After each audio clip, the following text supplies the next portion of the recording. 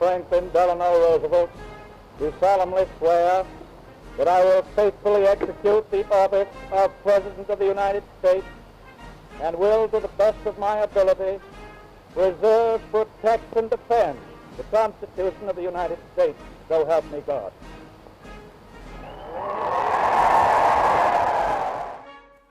FDR assumed the office of president at the depths of the Great Depression in March 1933. In spite of arriving at the White House in a wheelchair, due to his battle with polio more than a decade before, his great gift was to project hope and optimism as the nation was staggering under the weight of 25% unemployment. President Roosevelt promised prompt, vigorous action as he began to turn the mood of the country in his first inaugural address. So first of all, let me assert my firm belief that the only thing we have to fear is fear itself. Nameless, unreasoning, unjustified terror, which paralyzes needed efforts to convert retreat into advance. During FDR's first term in office, he took communication with the nation to a whole new level, mastering the political potential of radio with his fireside chats, transforming how a president could get his message out instantaneously to the American people. You have encouraged us with a widespread approval of our purposes.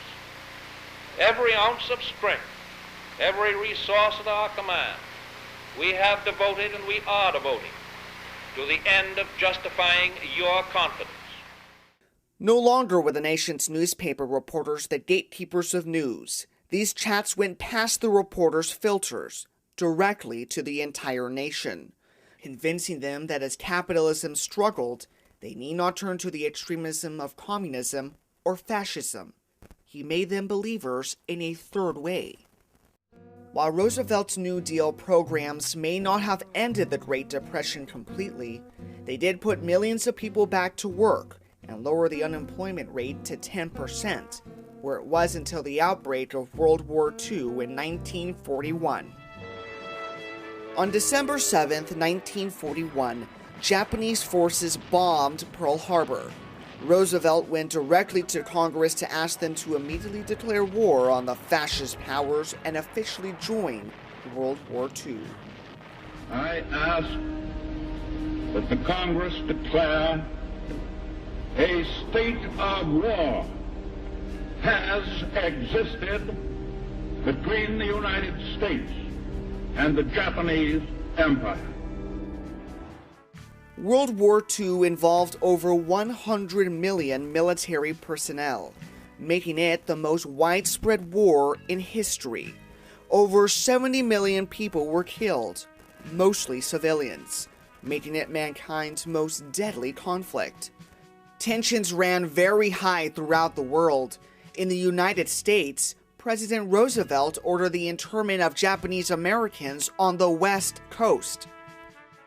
In 1945, a very ill Franklin Delano Roosevelt met with Winston Churchill and Joseph Stalin at the Yalta Conference. The men discussed the reorganization of war-torn Europe.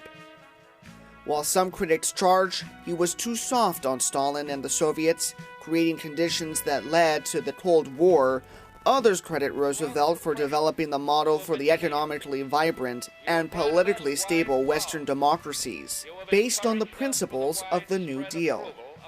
Roosevelt died in April 1945 before the nation celebrated VE Day and VJ Day. 2 million New Yorkers jammed Times Square. It's official. It's all over. It's total victory.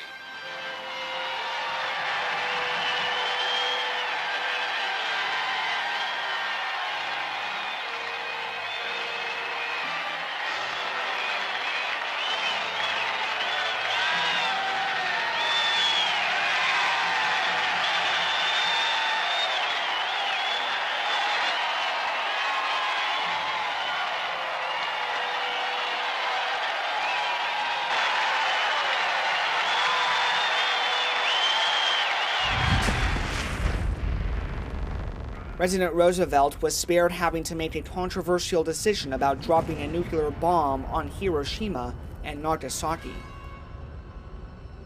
FDR's presidency created a Democratic Party majority that dominated American politics into the late 1960s. During her time as First Lady and beyond, Eleanor Roosevelt acted as a reformer in both the domestic and foreign arenas. At home, she promoted racial equality, and in world affairs, President Harry Truman appointed her as a U.S. delegate to the United Nations, where she worked to write the Universal Declaration of Human Rights. FDR's lasting legacy was to our democratic system of government and his promotion of his four freedoms. In the future days, which we seek to make secure, we look forward to a world founded upon four essential human freedoms. The first is freedom of speech and expression. The second is freedom of every person to worship God in his own way. The third is freedom from want.